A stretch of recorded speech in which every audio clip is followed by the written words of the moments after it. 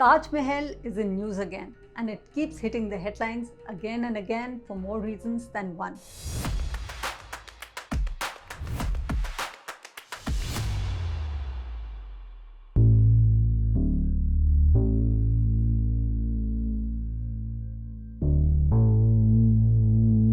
As to why this is such a big controversy, the first is the legal aspect. The Lucknow bench of the Allahabad High Court has thrown out a plea which was filed by one Rajneesh Singh, who is affiliated with the Ayodhya unit of the BJP, who wanted 22 chambers which are beneath the Taj Mahal structure to be open for observation.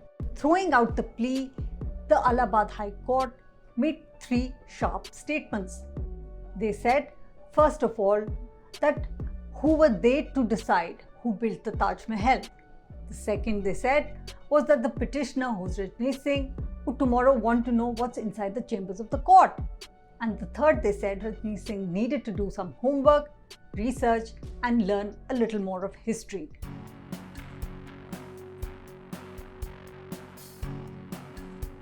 The mystery of the conundrum lies in the structure of Taj Mahal. Taj Mahal is essentially built in three layers. The first top layer is the one, this beautiful grand structure that we all see get photographed in front of, this marble mausoleum with a nice beautiful round dome and 4 minarets. This is the top portion, which is built on a 6.6 meter plinth. Beneath that is this square area, and in this area contained these two graves of Mumtaz Mahal, the beloved queen of Emperor Shah Jahan of the 17th century. As you know, as a symbol of love, it is recognized because he built it in her memory and then later got entombed himself right next to her. So this is the second part. Now comes the third layer, which is beneath this structure. Apparently there are 22 rooms there, and these are linked through diagonal passages, much like the Humayun tomb in Delhi. What one thought or one line of thought is that there are Hindu idols which are contained within these chambers, and that perhaps more symbols of perhaps a Hindu temple. This is just a line of thought. We are not talking about evidence or proof here. We are talking about what the contention is.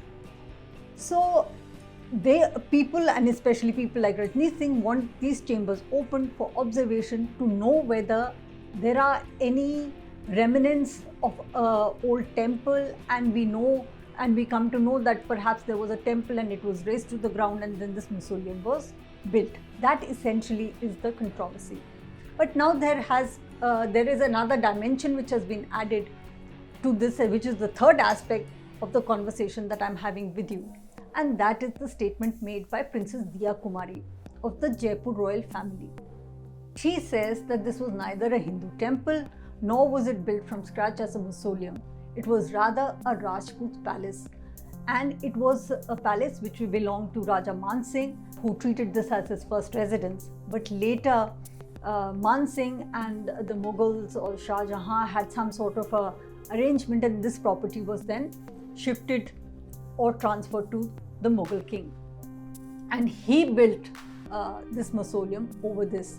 As per her, in the Pothikana of her royal family, documents are there which prove that such a transaction did take place, and that she's willing to share these with court if the court so desires.